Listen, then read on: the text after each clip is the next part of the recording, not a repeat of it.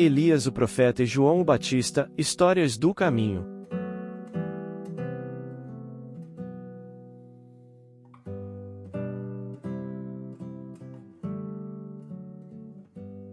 O fenômeno da reencarnação é bênção que Deus concede a todos os seus filhos, quantas vezes forem necessárias até que a sementeira de amor depositada no íntimo do ser, floresça, assim aconteça, o belo fruto do amor que há de saciar a fome de paz do mundo. Elias o profeta. E prosseguiu, e de fato vos afirmo que nenhum profeta é bem recebido em sua própria terra. Na verdade, vos digo que havia muitas viúvas em Israel no tempo de Elias, quando o céu se fechou por 3 anos e 6 meses, reinando grande fome em toda a terra, e a nenhuma delas foi Elias enviado, senão a uma viúva de Sarepta, de Sidom. Lucas, capítulo 4, versículos 24 a 26. O Senhor dirigiu-se ao profeta Elias, e ordenou: Retira-te daqui, vai para a banda do Oriente, e esconde-te junto à torrente do Quirite. Beberás da torrente, e ordenei aos corvos que ali mesmo te sustentem. Elias fez segundo a palavra do Senhor, retirou-se e habitou junto à torrente. Os corvos lhe traziam pela manhã pão e carne, como também pão e carne ao anoitecer, e bebia da torrente. Mas, passados dias, a torrente secou, porque não chovia sobre a terra. Então lhe veio a palavra do Senhor, dizendo: Vai a Sarepta, que pertence a Sidom, e demora-te ali, onde ordenei a uma mulher viúva que te sustente. Quando Jezabel, então rainha consorte, ordenou a perseguição e a morte de todos os profetas de Israel, o Senhor disse a Elias que iria punir aquela terra com muitos anos de seca. O lugar aonde Elias deveria ir era parte da nação conhecida como Fenícia, que os israelitas chamavam de Líbano. No início daquele ano de 870 a.C., seus habitantes podiam se orgulhar de seus feitos, como não eram politicamente fortes, haviam desenvolvido uma capacidade de negociação invejável para o mundo antigo. Uma aliança feita por volta do ano 1000 a.C., com o rei Salomão de Israel, permitirá a modernização da frota mercante, e a expansão do comércio. Desde então, a Fenícia não parara de crescer. Seus navegadores já haviam chegado a lugares tão distantes como a Espanha e o Oceano Atlântico. Transportavam vidro, cedro, armas, ferro e marfim. Os habitantes das grandes cidades, como Sidom, Tiro e Biblos, conheciam os números, os cálculos astronômicos, a fabricação do vinho e usavam há quase 200 anos um conjunto de caracteres para escrever, que os gregos conheciam como alfabeto. Enquanto caminhava em busca da cidade onde o Senhor lhe ordenar ficar, Elias não podia imaginar que um conselho de guerra se reunia num lugar distante, chamado Nínive. Um grupo de generais assírios decidirá enviar suas tropas para conquistar as nações situadas ao longo da costa, no mar Mediterrâneo. A Fenícia fora escolhida como o primeiro país a ser invadido. Neste duro período de perseguições aos profetas em Israel e de tomadas e guerras dos temidos assírios, na Fenícia, Elias o médium profeta, de claravidência, de clareaudiência, e muitas outras tantas faculdades medianímicas inclusive de efeitos físicos precisou sair de Israel e se dirigir para a Fenícia. Somente acreditando no Deus único que segundo o seu entendimento guiava seus passos, sua fé era sem dúvidas seu maior guia. Essa crença no Deus único fez que este notável profeta nunca desfalecesse diante de provas a cada momento mais e mais tortuosas. Acreditava que Deus nos desafiava para testar até onde iria a nossa fé. E assim ele seguiu seu caminho, guiado pela fé, foi em busca da mulher em Sarepta, como seus guias espirituais, que ele atendia por anjo de Deus, lhe orientaram. Chegando a Sarepta encontrou a mulher que seus guias orientavam para iniciar os tempos na Fenícia, acreditando ser o próprio Deus de toda a criação que o dissesse, incluindo seus guias que acreditava ser anjos, e ao encontrar seu destino travou o seguinte diálogo: Eu sou Elias, viajei durante dias até chegar ao vale onde ficava a cidade de Sarepta, que seus habitantes conheciam como Aquibar. Diante de sua porta me encontro. Já era o entardecer. A mulher indicada pelos guias espirituais de Elias, as chamadas vozes de Deus, segundo sua interpretação, juntava lenha, A vegetação do vale era rasteira, de modo que ela precisava se contentar com pequenos gravetos secos. E assim Elias inquiriu: Quem é você? E ela respondeu: Sou uma pobre viúva, que perdeu seu marido num dos navios de meu país. Jamais vi o oceano, mas sei que é como o deserto, e mata quem o desafia. Seguiu Elias: Traga-me uma vasilha de água para beber. A mulher deixou a lenha de lado e já ia entrando na cidade para fazer o que o homem lhe pedirá quando ele a segurou pelo braço e disse: Traga-me também um bocado de pão. E assim ela disse: Você não é daqui? Pela maneira de falar, deve ser do reino de Israel. Se me conhecesse melhor, saberia que nada tenho. E respondeu Elias: Mas a cidade não é rica? A mulher em frangalhos respondeu: Os pobres existem sempre, não importa quanto sejam ricas as cidades. Diz a Bíblia. Ela respondeu: Tão certo como vive o Senhor teu Deus, nada tenho cozido, há somente um punhado de farinha numa panela e um pouco de azeite numa botija. Veis aqui, apanhei 2 cavacos e vou prepará-los para mim e para meu filho. Comeremos e morreremos. Elias disse: Não temas, vai e faze o que disseste. Mas, antes, faze dele para mim um bolo pequeno, e traze-mo aqui fora. Depois fará o mesmo para ti mesma e para o teu filho. Porque assim diz o Senhor Deus de Israel: a farinha da tua panela não se acabará e o azeite de tua botija não faltará, até o dia em que o Senhor faça chover novamente sobre a terra. Diz a Bíblia. Foi ela, e fez segundo a palavra de Elias, assim comeram ele, ela e a sua casa, por muitos dias. Da panela a farinha não se acabou, e da botija o azeite não faltou, segundo a palavra do Senhor, por intermédio de Elias. Quando lhe perguntavam o que fazia por ali, ele falava a verdade. Jezabel estava matando todos os profetas em Israel. E assim diziam: Você é um traidor. Jezabel está salvando o povo israelita. Os sacerdotes ironizavam Elias. Parece que uma jovem de Tiro é mais poderosa que seu Deus único. Ela conseguiu erguer um altar para Baal, e os antigos sacerdotes agora se ajoelham diante dele. E assim respondia o profeta: Tudo acontecerá como foi escrito pelo Senhor. Há momentos em que as tribulações acontecem em nossas vidas, e não podemos evitá-las. Mas estão ali por algum motivo.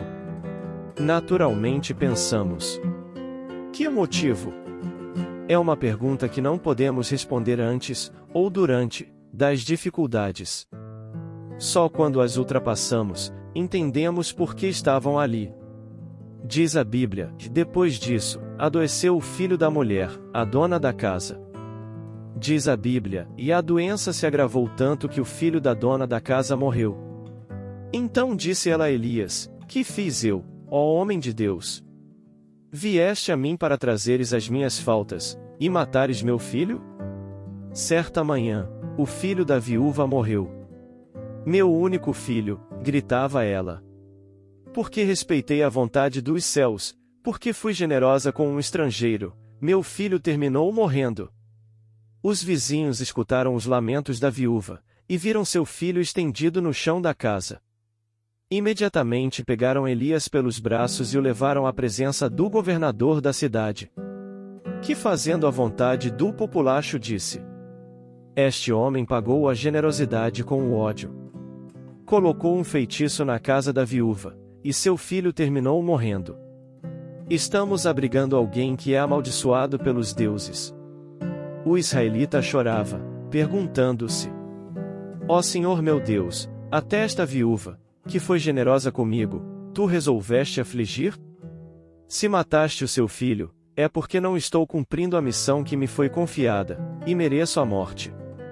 Naquela tarde, o conselho da cidade de Aquibar foi reunido, sob a presidência do sacerdote do governador. Elias foi trazido a julgamento.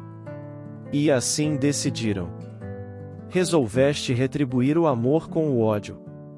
Por isso, eu o condeno à morte, disse o governador. Elias abaixou a cabeça. Merecia todo o sofrimento que pudesse aguentar, porque o Senhor o abandonara. Você irá subir o monte, disse o sacerdote. Nesses termos continuou: irá pedir perdão aos deuses ofendidos. Eles farão com que o fogo dos céus desça para matá-lo. Caso não façam isso, é porque desejam que a justiça seja cumprida por nossas mãos. Nós o estaremos esperando na descida, e será executado amanhã, segundo o ritual. Elias conhecia bem as execuções sagradas. Segundo o costume, um homem em tais condições não conseguia entrar no paraíso. Por que me escolheste para isso, Senhor? Clamava Elias. Não vês que sou incapaz de cumprir o que exigiste? Não escutou nenhuma resposta. Mesmo que não se tivesse certeza de tudo isso, ninguém se atrevia a desafiar os deuses. Vamos, disse um soldado, empurrando Elias com a ponta de sua lança. Quem matou uma criança, merece sofrer o pior dos castigos. Elias pisou o terreno proibido e começou a subir a encosta. Ao final de algum tempo de caminhada, quando já não podia mais escutar os gritos dos habitantes de Aquibar, também reconhecida por Serepta, sentou-se numa pedra e chorou. Sofrendo intimamente pensava: deixará sua terra natal em busca de um sonho, e não conseguirá nada além de trazer a desgraça aos outros. Tinha apostado toda a sua vida numa ideia errada. Desde criança, ouvia vozes, mas quem podia garantir que elas vinham da força da luz, e não das trevas? Fora induzido por seus pais a procurar os sacerdotes de Israel, que logo o identificaram como um profeta, um homem do Espírito, aquele que se exalta com a voz de Deus. Muitas gerações atrás, com a subida do rei Samuel ao trono, os profetas ganharam importância nos negócios e no governo de seu país. Podiam casar-se, ter filho, mas deviam estar sempre à disposição do Senhor, para que os governantes jamais se afastassem do caminho correto. Elias ouvia vozes e tinha visões. Mas era diferente de outros profetas, que usavam mantos de pele e cintos de couro, e diziam que o Senhor os escolhera para guiar o povo eleito. Nunca conseguirá provocar seu transe com danças ou autoflagelação, uma prática normal entre os exaltados pela voz de Deus. Jamais pudera exibir orgulhosamente as cicatrizes dos ferimentos conseguidos durante o estado de êxtase. Assim que pôde, abandonou sua família e tornou-se carpinteiro.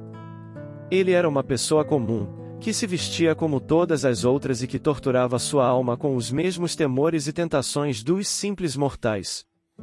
O Senhor lhe falava apenas quando tinha vontade. Será que falava mesmo? Em Gileade, sua cidade natal, existiam algumas pessoas consideradas loucas pelos habitantes. Não conseguiam dizer coisas coerentes e eram incapazes de distinguir entre a voz do Senhor e os delírios da insanidade. Passavam suas vidas nas ruas, pregando o fim do mundo e vivendo da caridade alheia. Nenhum dos sacerdotes as considerava exaltados pela voz de Deus. A Elias, porém, havia sido reservado um tratamento diferente, tudo o que dizia era escutado com respeito. Quando soube do casamento de seu rei com a princesa de Tiro, escutar a voz que ele compreendia ser do Senhor, pedindo que fosse até o palácio real ali chegando, ele avisasse ao rei que uma seca iria assolar a região até que o culto ao deus dos fenícios, Baal, fosse abandonado. O soberano não dera grande importância às suas palavras, mas a princesa Jezabel, que acabará de erguer um altar para o deus Baal, em Samaria percebeu a ameaça que os profetas representavam. No dia seguinte, ordenou que todos fossem mortos. 450 profetas ou Nambi, como também eram conhecidos, foram imediatamente executados. O Senhor perderá suas vozes em Israel, e o culto dos deuses fenícios começou a achar cada vez mais força. Elias sabia que havia causado a morte daqueles homens, mas jamais se culpara por isso, afinal, tinha certeza de que ele também seria sacrificado e que os céus encontrariam um líder capaz de reconduzir as tribos do povo eleito de volta ao Deus verdadeiro. Em vez disso, o Senhor ordenara que partisse de Israel e fosse para Aquibar. Sentirá-se como um covarde, mas seguirá o que lhe for ordenado. Lutara para adaptar-se àquele povo estranho, gentil, mas com uma cultura completamente distinta. Quando achou que estava cumprindo o seu destino, o filho da viúva morrera. Por que eu? Era responsável pela morte de uma criança e pelo assassinato dos profetas. Merecia o pior de todos os sofrimentos. E subindo o monte deu sequência à sua dura e temerária tarefa. A noite caiu, e a neblina dissipou-se. Pôde ver o vale lá embaixo, as luzes de Aquibar e as fogueiras do acampamento assírio, os temidos invasores da Fenícia, ou Líbano. Escutou o latido dos cães e o canto de guerra dos guerreiros. Pensou. Estou pronto, disse para si mesmo. Fui um fracasso em minha vida, e agora devo abandonar este mundo. Neste momento, uma luz desceu até ele. As entidades que cuidavam de seu planejamento reencarnatório, tratando-se de um espírito missionário, permitiam manifestar todas suas potencialidades da alma, através da mediunidade. Com a vista espiritual viu e estupefato disse a si mesmo: o fogo do céu. A luz, entretanto, permaneceu na sua frente. E uma voz disse: sou um anjo do Senhor. Elias ajoelhou-se e colocou o rosto na terra. E tornou a entidade benfazeja que naquele momento precisa se mostrar como um anjo para que Elias compreendesse se tratar de um representante do Deus único a quem ele defendia. E assim continuou o orientador espiritual. Quando voltares à cidade, pede 3 vezes para que o menino retorne à vida. O Senhor te escutará na 3ª vez. E replicou Elias: mesmo que isto aconteça, já duvidei de mim mesmo. E não sou mais digno de minha tarefa. O benfeitor espiritual tornou: todo homem tem direito de duvidar de sua tarefa e de abandoná-la de vez em quando, a única coisa que não pode fazer é esquecê-la. Quem não duvida de si mesmo, é indigno porque confia cegamente na sua capacidade, e peça por orgulho. Bendito seja todo aquele que passa por momentos de indecisão. Elias chorou novamente e respeitosamente inquiriu: por que aconteceu tudo isso? Matar o filho de alguém que me acolheu quando precisei? O espírito orientador do profeta ordenou, ao reencarnado naturalmente vacilante: vai, e segue o que digo. Elias desceu a montanha até o lugar onde ficavam os altares de sacrifício.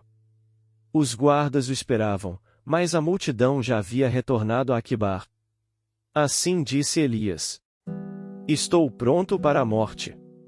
E continuou: antes, porém, quero passar na casa da viúva que me acolheu e pedir-lhe que tenha piedade de minha alma.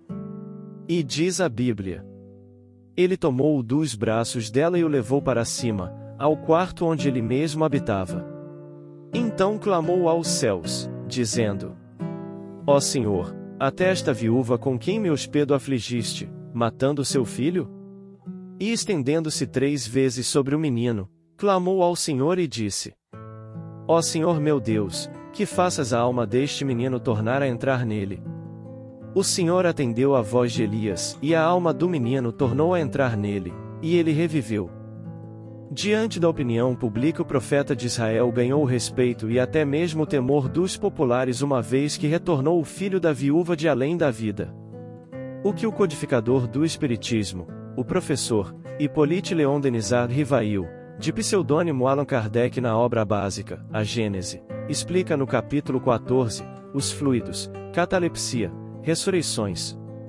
Inevitavelmente, em seguida, Aquibar caiu diante dos temidos invasores assírios, depois da retirada das tropas invasoras com tudo destruído e tomado pelos invasores, a viúva pereceu na invasão. Elias, orientando ao filho que perderá sua mãe, afogou-lhe a cabeça, disse: apenas o corpo de sua mãe partiu. Ela continua entre nós. Precisamos ajudar a cidade a recuperar sua beleza. A cidade estava quase deserta. Velhos, mulheres e crianças caminhavam pelas ruas repetindo a cena que vira na noite da invasão. Pareciam não saber exatamente qual a próxima decisão a tomar. Cada vez que cruzavam com alguém, O menino notava Elias apertando com força o punho da espada. Mas as pessoas mostravam indiferença, e a maioria reconhecia o profeta de Israel, alguns o cumprimentavam com a cabeça, e ninguém lhe dirigia qualquer palavra nem mesmo de ódio. Perderam até mesmo o sentimento da raiva, pensou Elias, olhando para o alto do monte, cujo topo continuava encoberto por suas nuvens eternas. Então se lembrou das palavras do Senhor segundo Revelações. Lançarei vossos cadáveres sobre os cadáveres de vossos deuses, a minha alma se aborrecerá de vós.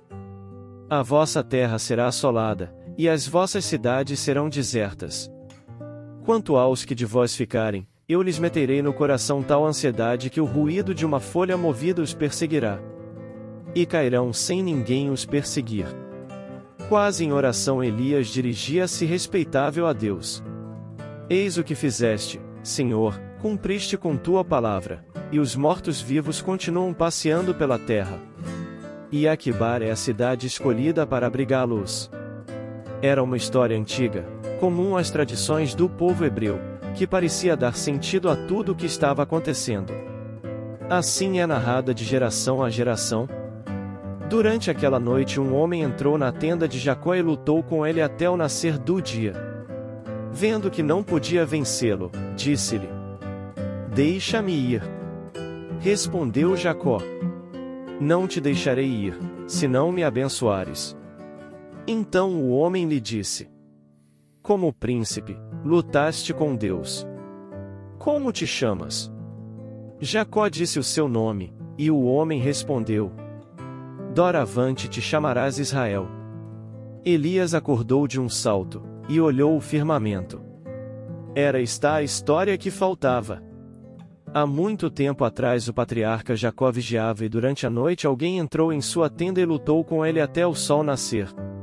Jacó aceitou o combate mesmo sabendo que seu adversário era o Senhor. Ao amanhecer, ainda não fora vencido e só parou o combate quando Deus concordara em abençoá-lo. Ela fora transmitida de geração a geração para que ninguém jamais esquecesse que às vezes era necessário lutar com Deus.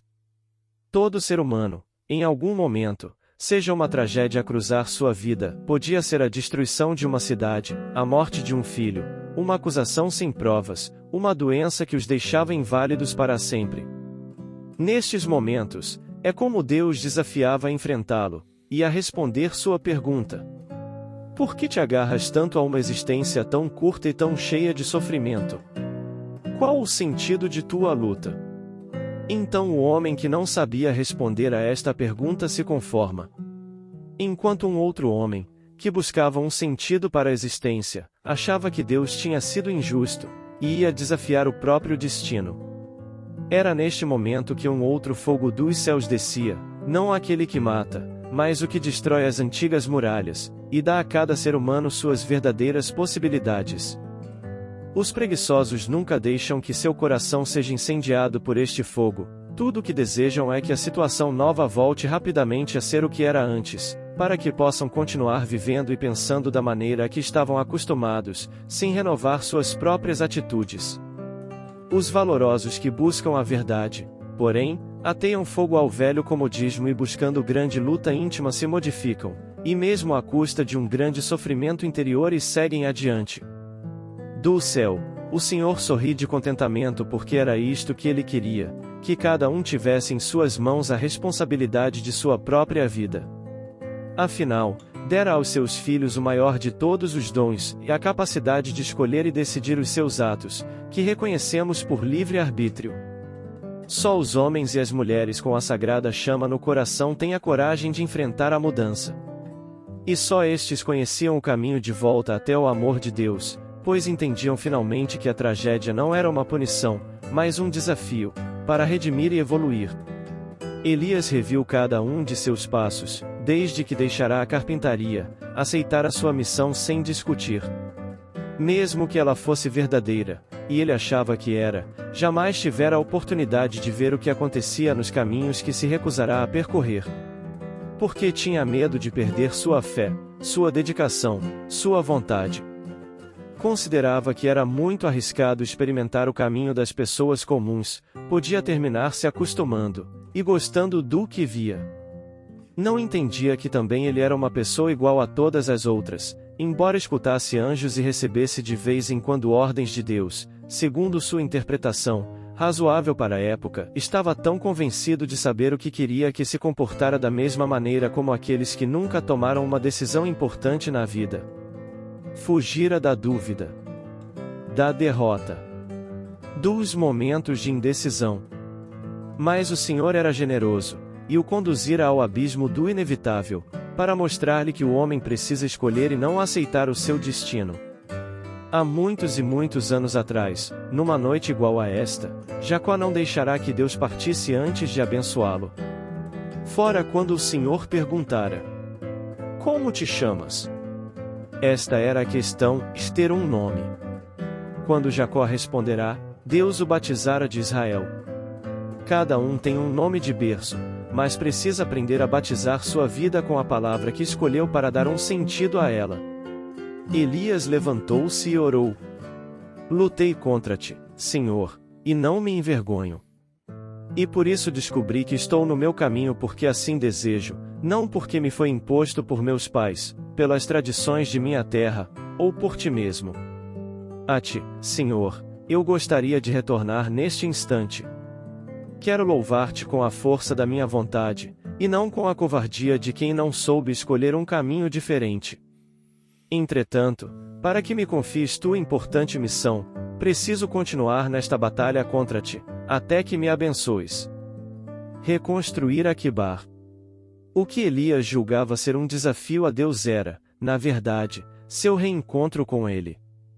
Diz a Bíblia: Veio a palavra do Senhor a Elias no 3º ano, dizendo: E vai, apresenta-te a Acabe, marido de Jezabel, porque darei chuva sobre a terra. No processo mediúnico, Elias tem uma visão no desdobramento abaixo narrado. Na pedra onde estava sentado, Elias viu o mundo sacudir à sua volta. O céu tornou-se negro por um instante, mas logo o sol voltou a brilhar. Viu a luz. Um anjo do Senhor estava à sua frente. Nesse instante disse Elias assustado: O que houve?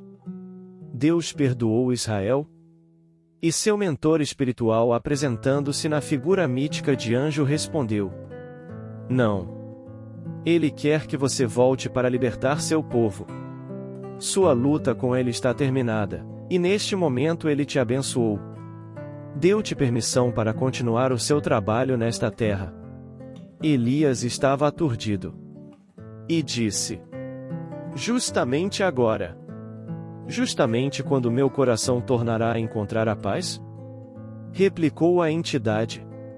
Lembra-te da lição que já te foi ensinada uma vez, e lembra-te das palavras do Senhor para Moisés. Recorda-te do caminho pelo qual o Senhor te guiou, para te humilhar, para te provar, para saber o que estava no teu coração. Para que não suceda que depois de teres comido, e estiveres farto, depois de haveres edificado boas casas e morado nelas, depois de se multiplicarem o seu gado e o seu rebanho, eleve o teu coração e te esqueças do Senhor teu Deus. Elias virou-se para o anjo, entidade, e disse: E Aquebar? Perguntou. Pode viver sem ti, porque deixaste um herdeiro. Ela sobreviverá por muito tempo. O anjo do Senhor desapareceu. 5 anos depois a Assíria tornou a invadir o país, desta vez com um exército mais profissional, e com generais mais competentes. Toda a Fenícia caiu sob o domínio do conquistador estrangeiro, exceto Tiro e Sarepta, que seus habitantes conheciam como Aquebar. O menino, filho da viúva desencarnada e que viu em Elias a fortaleza de Deus, se fez homem, governou a cidade e foi considerado um sábio por seus contemporâneos. Morreu velho, cercado de seus entes queridos, e sempre dizendo: Era preciso manter a cidade bela e forte, porque sua mãe continuava a passear por aquelas ruas. Por causa do sistema de defesa desenvolvido em conjunto, Tiro e Sarepta só foram ocupadas pelo rei assírio Senaqueribe em 701 a.C., quase 160 anos depois dos fatos relatados aqui. Elias retornou a Israel e reuniu os profetas no Monte Carmelo. Ali, pediu que se dividissem em 2 grupos, aqueles que adoravam Baal e os que acreditavam no Senhor. Seguindo as instruções do seu guia e protetor espiritual, ofereceu um novilho ao primeiro grupo e pediu que clamassem aos céus, de modo que seu Deus pudesse recebê-lo. Conta a Bíblia. Ao meio-dia, Elias zombava deles, dizendo: clamai em altas vozes porque ele é Deus, pode ser que esteja meditando, ou viajando, ou dormindo. E eles clamavam em altas vozes, e se retalhavam com facas e com lancetas, segundo o costume, mas não houve voz, nem resposta, nem atenção alguma. Elias, então, pegou seu animal e ofereceu-o segundo as instruções do anjo do Senhor. Neste momento, o fogo dos céus desceu e consumiu o holocausto, a lenha, as pedras. Minutos depois, uma chuva abundante caiu, acabando com 4 anos de seca. A partir deste instante, uma guerra civil instalou-se. Elias mandou executar os profetas que haviam traído o Senhor, e Jezabel procurava-o por toda parte, para matá-lo. Ele, porém, refugiou-se na parte oeste do monte, que dava para Israel. Os sírios invadiram o país e mataram o rei Acabe, marido da princesa de Tiro, com uma flecha disparada por acaso, que entrou na dobra de sua armadura. Jezabel refugiou-se em seu palácio, e depois de algumas revoltas populares, com ascensão e queda de vários governantes, terminou sendo capturada. Preferiu atirar-se da janela e entregar-se aos homens enviados para prendê-la. Elias ficou na montanha até o final dos seus dias. Conta a Bíblia que certa tarde, quando conversava com Eliseu, o profeta que nomeara como seu sucessor, um carro de fogo, com cavalos de fogo, os separou um do outro, e Elias subiu aos céus em roda-moinho. Havia muito a ser feito. Elias profeta sem dúvidas foi um importante representante de Deus entre os homens de sua época, médium extraordinário, porém por orgulho e vaidade também cometeu erros motivado por paixões inferiores, tal qual a vaidade, pois naturalmente nenhuma entidade benfazeja ordenou que subtraísse as vidas dos seguidores de Baal. Naturalmente o valoroso profeta reencarna novamente dando sequência à importante missão de precursor da luz do mundo, nosso Senhor Jesus Cristo, agora. Querendo purificar os seres, sua mudança é notável, sendo o maior nascido de mulher. E a missão continua. Elias o profeta, ressurge com o precursor João o Batista, é a necessária reencarnação, seja para reparar faltas ou missionária, assim é para todos nós. Sendo a maioria expiatória, os missionários são muito poucos, João o Batista sem dúvida um grande missionário. Que circunstâncias influíram para o início da vida pública de Jesus? Para responder, devemos recuar no tempo e assistir ao nascimento de João que Seira o Batista. João nascerá 6 meses antes de Jesus e era filho de Zacarias e Isabel, prima de Maria e, portanto, parente de Jesus. O rei Davi ao seu tempo, repartira o serviço sacerdotal entre 24 famílias escolhidas, que se revezavam semanalmente no serviço do templo móvel e, 1 ano antes do nascimento de Jesus, tocará o serviço à 8ª família, a de Abias, da qual descendia o sacerdote Zacarias. Moravam na aldeia de Karen, a 7 quilômetros de Jerusalém e, ao tempo, eram bastante velhos e não possuíam filhos. Mas no dia em que tocou a Zacarias oferecer os sacrifícios no altar dos perfumes dentro do assento, tomou ele as brasas rituais, derramou-as sobre o altar e, seguindo o rito, quando as trombetas soaram no adro, verteu sobre as brasas os perfumes e prosternou-se, enquanto os levitas e a multidão cantavam o salmo da vinda do Messias. Mas, quando se levantou, viu à sua frente um espírito angélico, e enquanto dominava, a custo, o seu assombro, ouviu que o anjo dizia: lhe nasceria um filho que seria grande aos olhos do Senhor, animado do espírito de Elias e precursor daquele que estava para vir.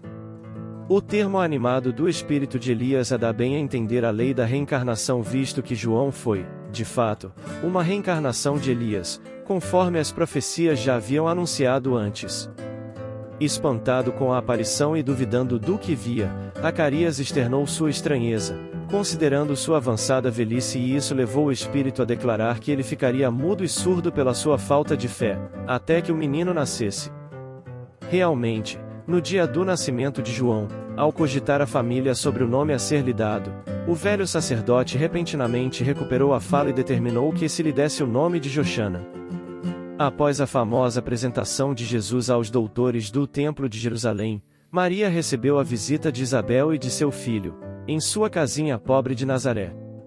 Depois das saudações habituais, no desdobramento dos assuntos familiares, as duas primas entraram a falar de ambas as crianças, cujo nascimento fora antecedido por acontecimentos singulares e cercado de estranhas circunstâncias. Enquanto o patriarca José atendia às últimas necessidades diárias de sua oficina humilde, entretinham-se as duas em curiosa palestra, trocando carinhosamente as mais ternas confidências maternais. O que me espanta, dizia Isabel com caricioso sorriso, é o temperamento de João, dado às mais fundas meditações, apesar da sua pouca idade. Não raro, procuro inutilmente em casa, para encontrá-lo, quase sempre, entre as figueiras bravas, ou caminhando ao longo das estradas adustas, como se a pequena fronte estivesse dominada por graves pensamentos. Essas crianças, a meu ver, respondeu-lhe Maria, intensificando o brilho suave de seus olhos, trazem para a humanidade a luz divina de um caminho novo. Meu filho também é assim, envolvendo meu coração numa atmosfera de incessantes cuidados. Por vezes, vou encontrá-lo a sós, junto das águas, e, de outras, em conversação profunda com os viajantes que demandam a Samaria ou as aldeias mais distantes, nas adjacências do lago. Quase sempre, surpreendo-lhe a palavra caridosa que dirige às lavadeiras, aos transeuntes, aos mendigos sofredores.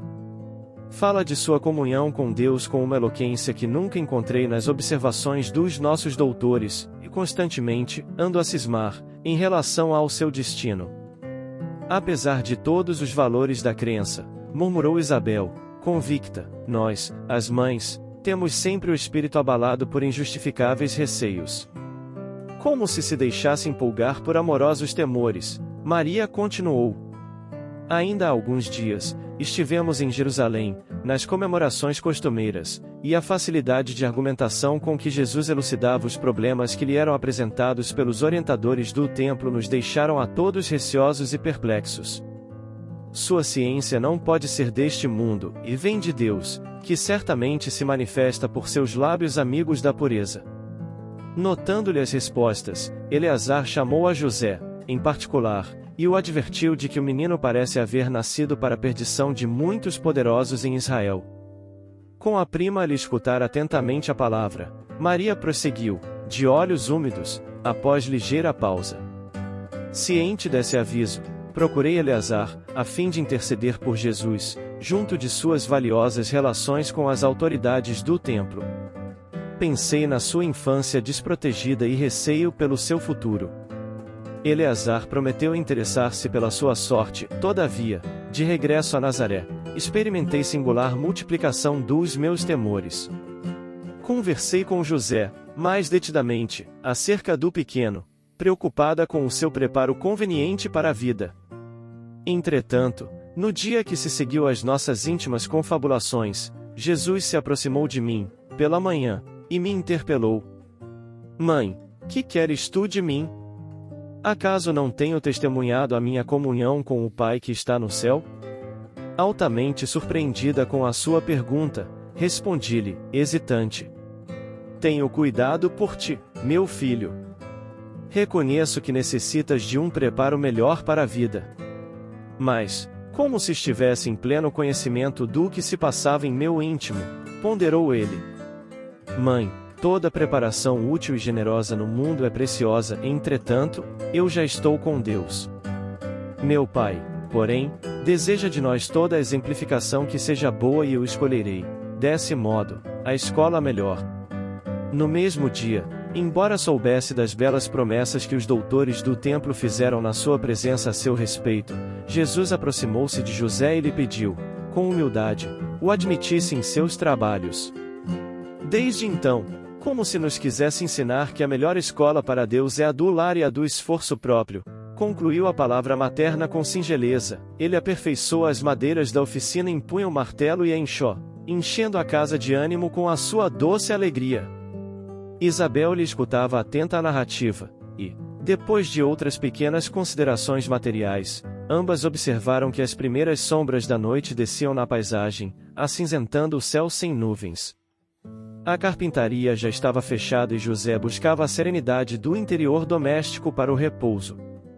As duas mães se entreolharam, inquietas, e perguntavam a si próprias para onde teriam ido as duas crianças. Nazaré, com a sua paisagem, das mais belas de toda a Galileia, é talvez o mais formoso recanto da Palestina. Suas ruas humildes e pedregosas, suas casas pequeninas, suas lojas singulares se agrupam numa ampla concavidade em cima das montanhas, ao norte do Esdrelon. Seus horizontes são estreitos e sem interesse, contudo, os que subam um pouco além, até onde se localizam as casinholas mais elevadas, encontram para o olhar assombrado as mais formosas perspectivas. O céu parece alongar-se, cobrindo o conjunto maravilhoso, numa dilatação infinita. Maria e Isabel avistaram seus filhos, lado a lado, sobre uma eminência banhada pelos derradeiros raios vespertinos. De longe, afigurou-se-lhes que os cabelos de Jesus esvoaçavam ao sopro caricioso das brisas do alto. Seu pequeno indicador mostrava a João as paisagens que se multiplicavam à distância, como um grande general que desse a conhecer as minudências dos seus planos a um soldado de confiança. Ante seus olhos surgiam as montanhas de Samaria, o cume de Magedo, as eminências de Gelboé, a figura esbelta do Tabor, onde, mais tarde, ficaria inesquecível o instante da transfiguração, o vale do rio sagrado do cristianismo, os cumes de Safed, o golfo de Caifa-Haifa, o elevado cenário do Pereu, num soberbo conjunto de montes e vales, ao lado das águas cristalinas. Quem poderia saber qual a conversação solitária que se travara entre ambos? Distanciados no tempo, devemos presumir que fosse, na Terra, a primeira combinação entre o amor e a verdade, para a conquista do mundo. Sabemos, porém, que, na manhã imediata, em partindo o precursor na carinhosa companhia de sua mãe, perguntou Isabel a Jesus, com gracioso interesse: "Não queres vir conosco?" Ao que o pequeno carpinteiro de Nazaré respondeu, profeticamente, com inflexão de profunda bondade: "João partirá primeiro." Havendo, logo depois, morrido Isabel e Zacarias, João ficou órfão e foi levado, então, pelos essênios, a cuja comunidade o sacerdote e sua mulher pertenciam, para o mosteiro do Monte Hermon, na Fenícia, para que se cumprissem também as profecias e a voz clamante, a que elas se referiam, viesse mesmo do deserto e onde, assim como também o fazia Jesus, durante 27 anos preparou-se para sua tarefa, aguardando a hora de começá-la. E quando esta chegou, as inteligências espirituais que custodiavam a excelsa entidade encarnada, Jesus, deram ordem a João para que descesse para as margens do Alto Jordão, iniciasse o batismo da purificação, um dos ritos essênios, e anunciasse ao mundo a presença do Messias esperado, a luz do mundo. Vamos encontrar o Batista na sua gloriosa tarefa de preparação do caminho à verdade, precedendo o trabalho divino do amor, que o mundo conheceria em Jesus Cristo. A esse tempo tudo estava favorável ao advento, os romanos já haviam transformado a orgulhosa e rica Israel em simples colônia, suas legiões aguerridas ocupavam todo o território nacional e seus funcionários tinham em mãos os postos administrativos de maior importância. Os invasores, regularmente com o máximo rigor, coletavam para Roma pesados impostos, e a própria classe privilegiada dos sacerdotes em muitos pontos estava sujeita, também, aos conquistadores da nação. Para os romanos os judeus eram um povo atrasado, bárbaro, dominado por insuportável fanatismo religioso. Com os saduceus, que eram céticos ainda se entendiam de alguma forma, mas, em relação aos fariseus, que eram maioria, um abismo de ódio e revolta ia se aprofundando cada vez mais entre ambas as partes. Em toda a Palestina, nessa época, os judeus se voltavam, cheios de ânsia e desespero, para o Messias prometido.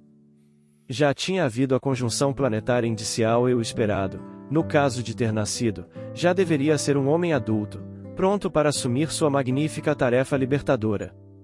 E a pergunta insistente era proferida em todas e quaisquer circunstâncias: por que então ele, o Messias, não aparecia? Por que não empunhava o cetro do comando e expulsava o invasor romano, libertando Israel? O povo estava à espera desse grande acontecimento, diz Lucas o apóstolo. E, quando a hora chegou, como a tempestade prestes a desencadear-se sobre a terra envolta em ódio, o trovão rolou do deserto, bramindo. Fazei penitência, em que o machado já está posto à raiz das árvores. E as trevas se iluminaram de claridades novas, trazendo às almas multiplicadas esperanças quando a voz clamante do deserto acrescentava: Preparai os caminhos do Senhor, aplanai os caminhos, é que o reino dos céus está próximo. As Escrituras diziam que o Messias seria precedido de Elias, o grande profeta da antiguidade, o qual o ungiria e o consagraria. Lucas capítulo 7. Versículo 27. Este é aquele a respeito de quem está escrito: Eis que enviarei o meu mensageiro à tua frente, pois ele preparará o teu caminho diante de ti. Versículo 28. Eu vos afirmo que dentre os nascidos de mulher não há um ser humano maior do que João. Todavia, o menor no reino de Deus é maior do que ele. Versículo 29. E todo o povo, inclusive os publicanos, ao ouvirem as palavras de Jesus, reconheceram que o caminho de Deus era justo, e se submeteram ao batismo de João. Advento de Elias. Então, seus discípulos lhe perguntaram: Por quê? Pois, dizem os escribas ser preciso que, antes, venha Elias? Jesus lhes respondeu: É certo que Elias tem de vir e que restabelecerá todas as coisas. Mas, eu vos declaro que Elias já veio e eles não o conheceram, antes o trataram como lhes aprouve. É assim que farão morrer o Filho do Homem. Então, seus discípulos compreenderam que era de João Batista que ele lhes falará.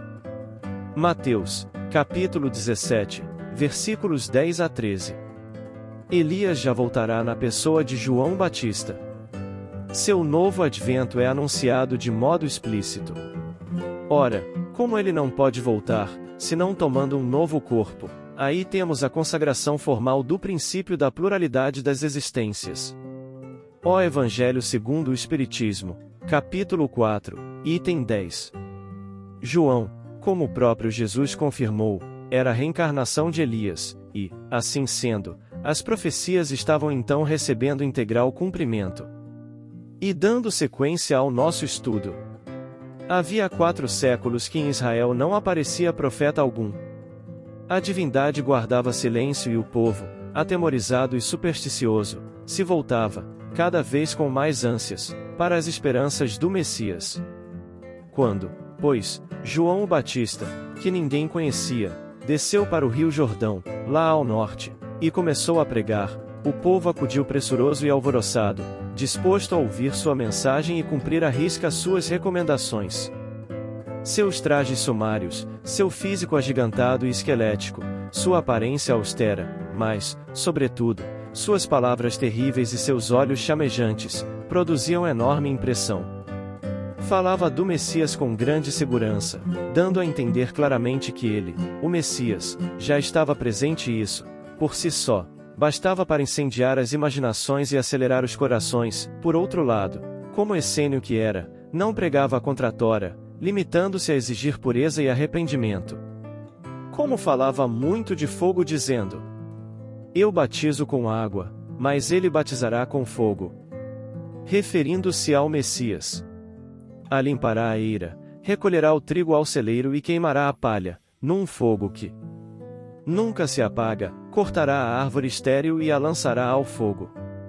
Pensaram que ele era Elias o profeta que fora arrebatado ao céu em um carro de fogo, o que, então, queria dizer que o dia terrível da vinda do Messias tinha chegado.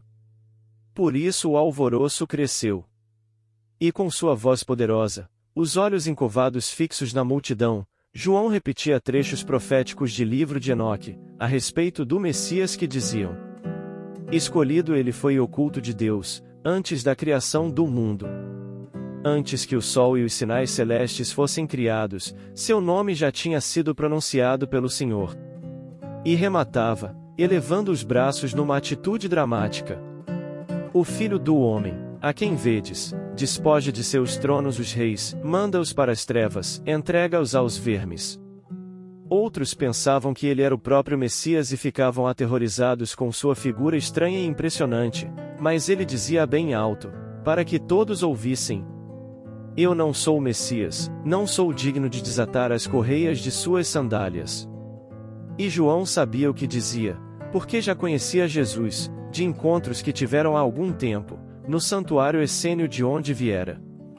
E assim, batizando e pregando a penitência dos pecados e exortando o povo a purificar seus sentimentos, ia o profeta terrível descendo o rio, do norte para o sul, até que parou em Betabara, no deserto da Judéia, à margem ocidental do Mar Morto, e ali, como em outros lugares por onde passará, formou-se logo um acampamento para abrigar as multidões que não cessavam de chegar diariamente para vê-lo e ouvi-lo, devido ao crescente prestígio que já adquirira em toda a Palestina.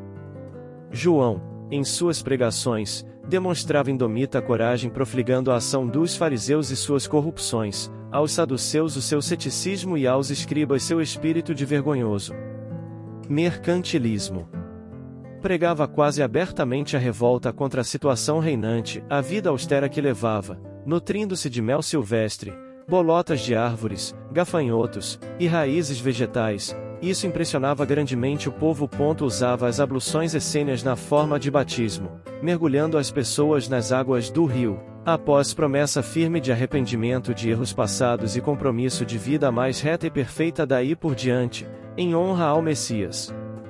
João Batista era um homem justo, de grande piedade, que exortava os judeus a abraçarem as virtudes, a exercerem a justiça e a receberem o batismo, tornando-se assim agradáveis a Deus.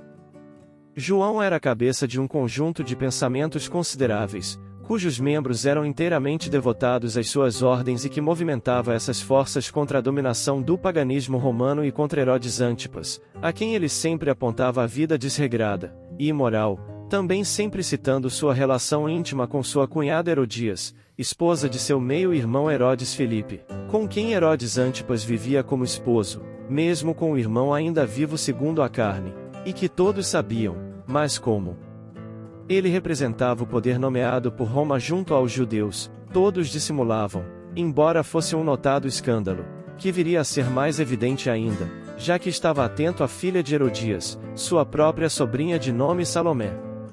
A arrebatadora eloquência de João, o precursor, realmente arrastava para si, dia por dia, multidões consideráveis e em breve sua fama se espalhou por toda a nação e regiões vizinhas. Pregava abertamente contra os romanos, os reis corruptos e o clero, sendo natural que, do ponto de vista político, fosse considerado por Joséfo um revolucionário.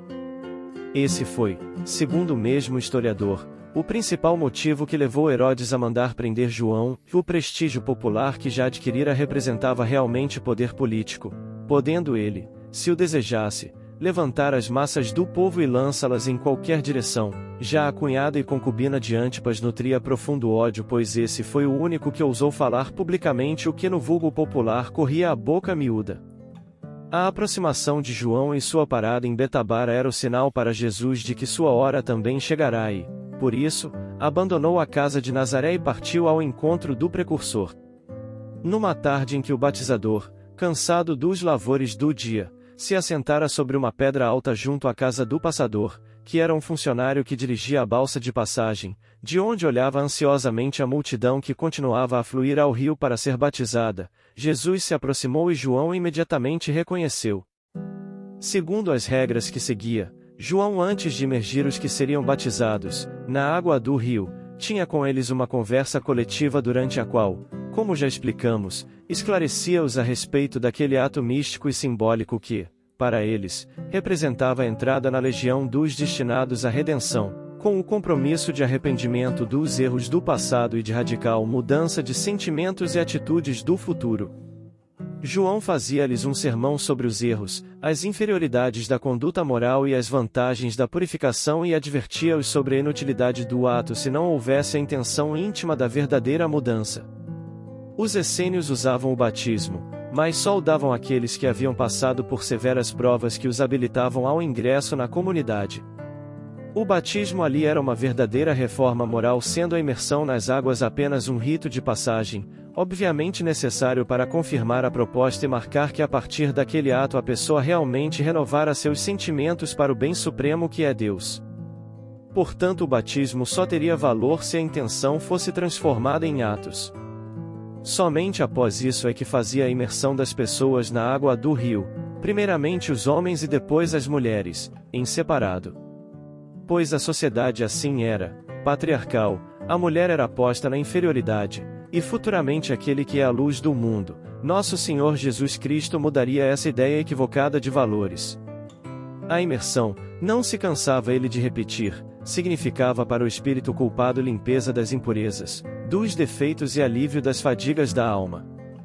O compromisso era prestado no sentido de o indivíduo melhorar-se espiritualmente, perdoar as ofensas recebidas, fugir do mal e desviar-se do passado criminoso. Seu trabalho era árduo e por vezes perturbado por disputas de caráter religioso, que se levantavam no meio da turba, onde havia sempre espiões do sinédrio que queriam saber das intenções verdadeiras do profeta. Diariamente surgiam no país pregadores e rabis vindos de muitas partes, cada qual pregando a lei de Moisés a seu modo e alguns de forma verdadeiramente inconveniente para os interesses do clero e, por isso, o sinédrio sempre os vigiava de perto, a uns advertia, a outros mandava prender e outros, ainda, eram mortos ou consumidos.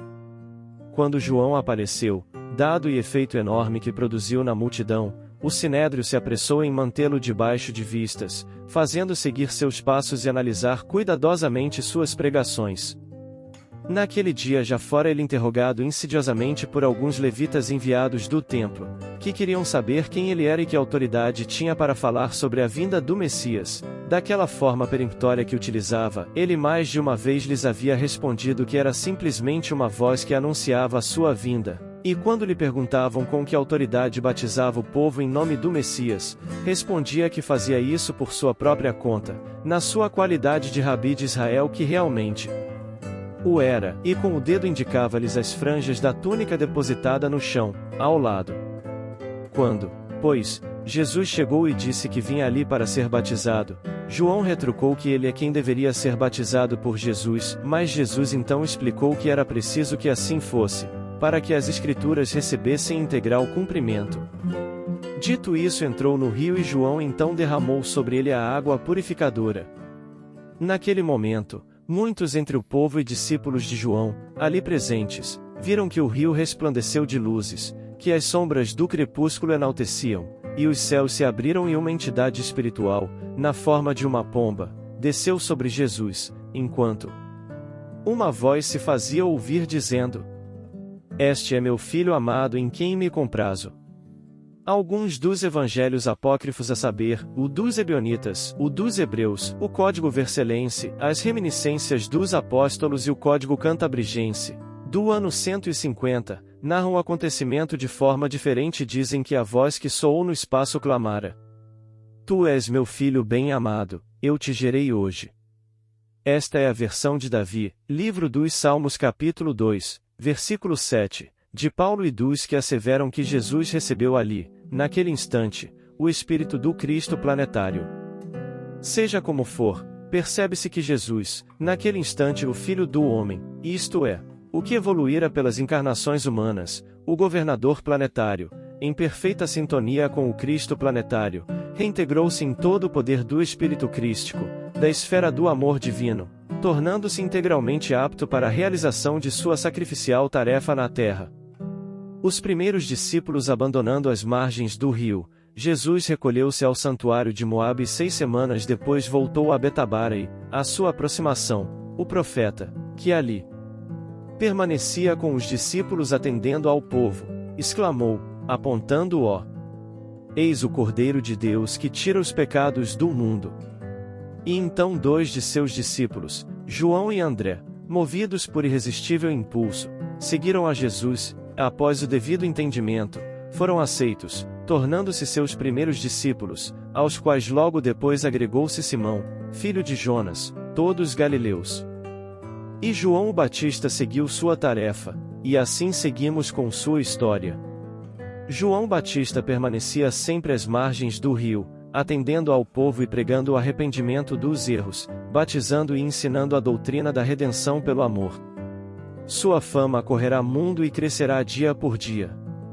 Herodes Antipas, governador da província, na sua coorte luxuosa e pervertida de Tiberíades, onde tudo servia para afastar o tédio insuportável, demonstrou desejos de conhecer o profeta Severo, que movimentava multidões de crentes, tornando-se assim um guia perigoso do povo. O precursor havia incorrido dias atrás, no ódio de Herodiades, que na ocasião abandonara seu marido Herodes Filipe, meio-irmão de Herodes Antipas, e viva maritalmente com este. Era mulher inteligente, porém inescrupulosa, e muito dada aos costumes libertinos greco-romanos, de banquetes, orgias, circos etc. Sob o temor da popularidade do profeta e a pressão de sua mulher, que se dava por ofendida, mandou Herodes que o profeta fosse levado à sua presença. João não se recusou, mas aproveitou a oportunidade para reiterar as críticas que fizera ao rei pelo seu ato culposo e compareceu à sua presença. Como era de se esperar a figura estranha do profeta, chamou a atenção de Herodes Antipas, também de sua coorte. João, como sempre fazia, falou-lhes das coisas que pregava ao povo e das esperanças do Messias nacional, que reafirmou, já está presente no país, para cumprir sua missão divina de redimir os homens dos seus erros, separar o joio do trigo e queimar o mau grão que para nada serve.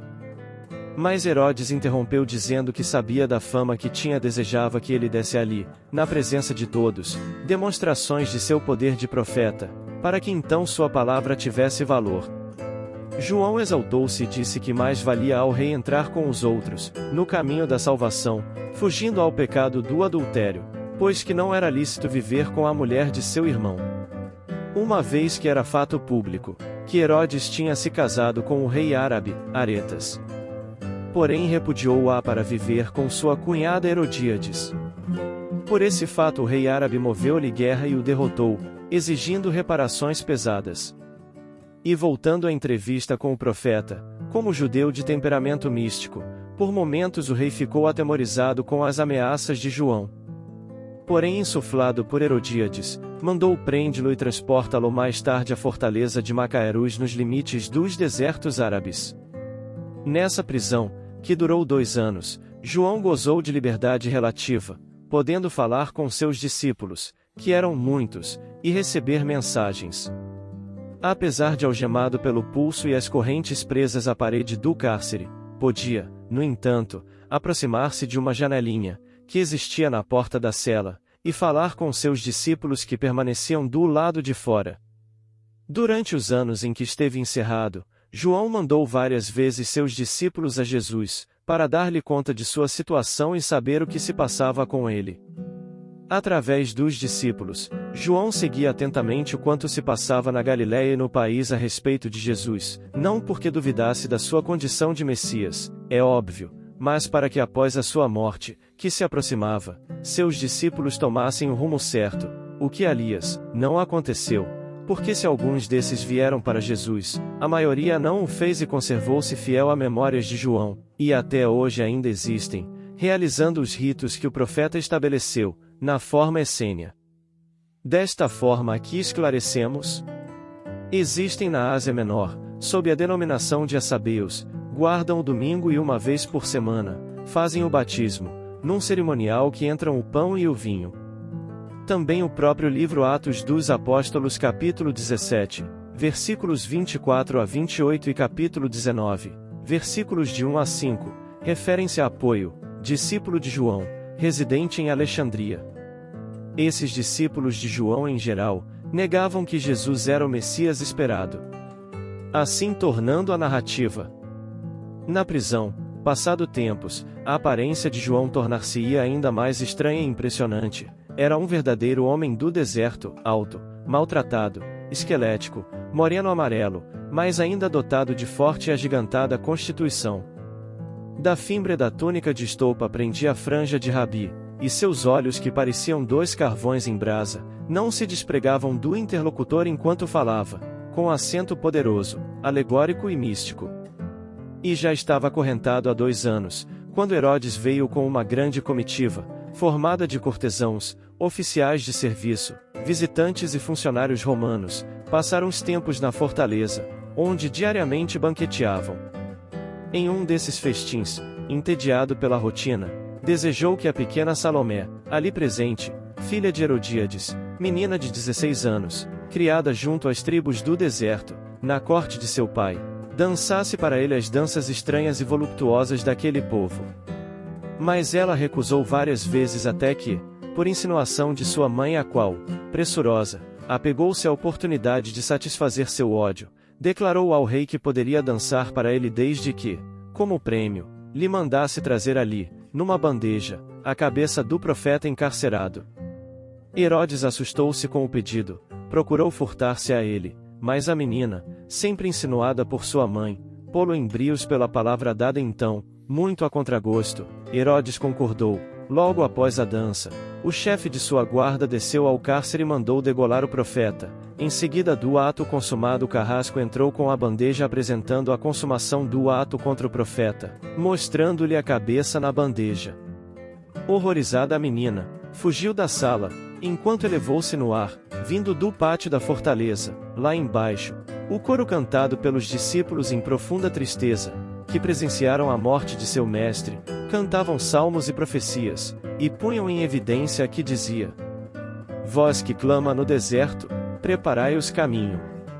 João Batista resgatava com sua morte por degolação as culpas de Elias, cometidas séculos antes, e conforme predissera aos seus discípulos, abandonava o cenário para que o verdadeiro enviado, o Messias de Israel, se engrandecesse e caminhasse, também, para o seu glorioso destino, um se apagando, humildemente, pela morte e outro ascendendo para a posteridade, a incomensurável luz do Gólgota.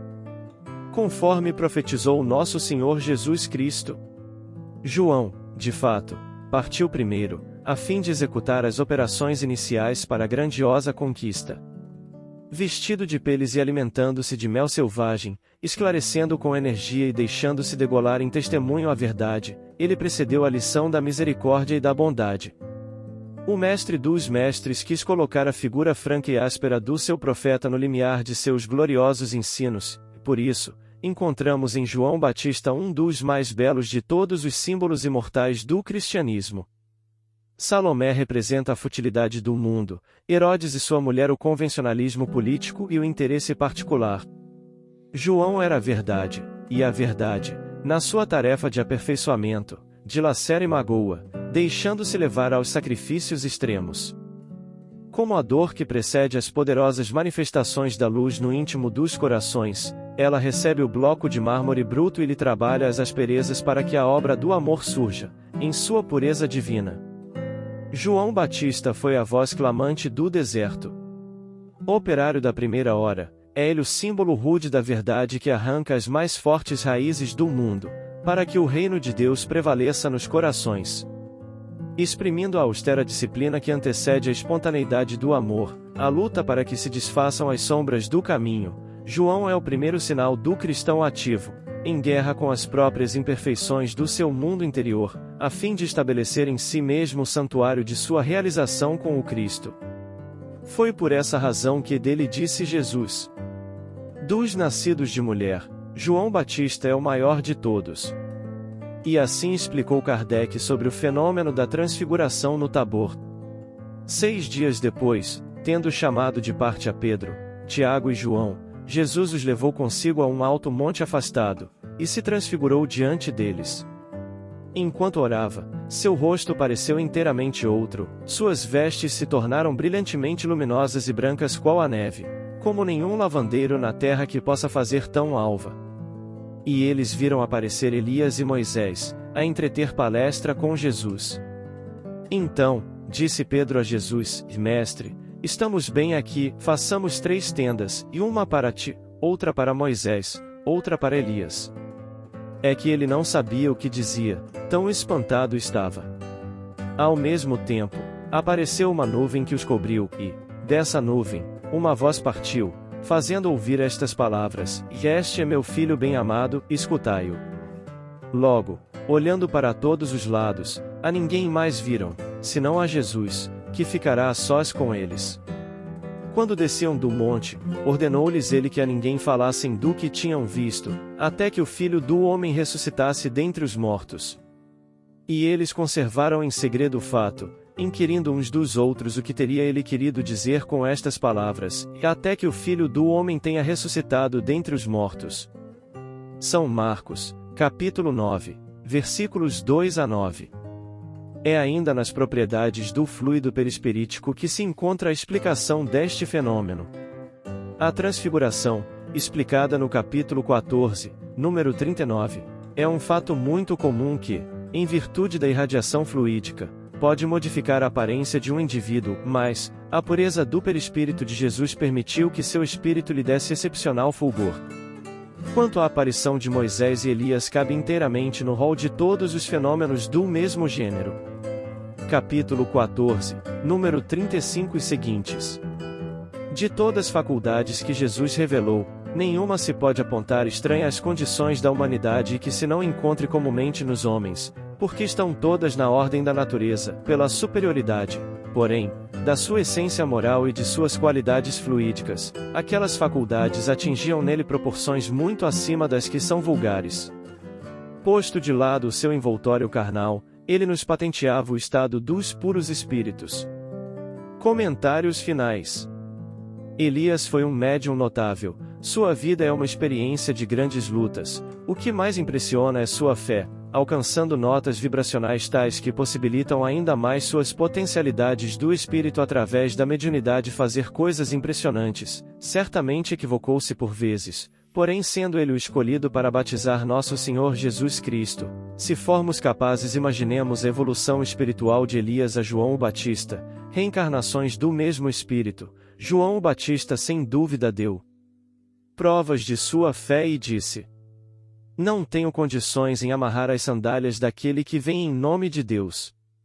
E nosso Senhor Jesus Cristo asseverou: nascido de mulher nenhum é maior que João Batista, e ainda assim nas Pleiades da luz ele é um dos pequenos. A todos os médiuns, compreendamos que se faz mister servir e amar, amar e servir, que todos os prodígios são fenômenos naturais e que o merecimento é do assistido ou da vontade de Deus, os medianeiros são apenas os depositários momentâneos das energias salutares dos bons espíritos. Assim todos agradeçamos a Deus e a nosso Senhor Jesus Cristo podermos estar reunidos em torno do amor divino, do Evangelho de Jesus. Viva Jesus! Nascer, morrer, renascer ainda e progredir sempre, tal é a lei. Base bibliográfica. Sobre Elias o médium profeta. A Bíblia Sagrada, trad. João Ferreira de Almeida. Livro dos Dois Reis, capítulo 2, versículo 11. Livro de Malaquias, capítulo 3, versículo 23. A imagem mítica. J. Campbell. Tratado de História das Religiões. O precedente sumeriano. Augusto Franco. Elijah, Enciclopédia Judaica. Base bibliográfica. Sobre João o Batista. A Gênese, Allan Kardec, capítulo 15, Transfiguração itens 43 e 44. A Gênese, Allan Kardec, capítulo 17, Advento de Elias itens 33 e 34. Boa Nova, Espírito Humberto de Campos, Médium Francisco Cândido Xavier, capítulo 02, Jesus e o Precursor. O Redentor, Edgar Armon, capítulo 16, O Precursor. O Redentor, Edgar Armon, capítulo 24, A Morte de João Batista.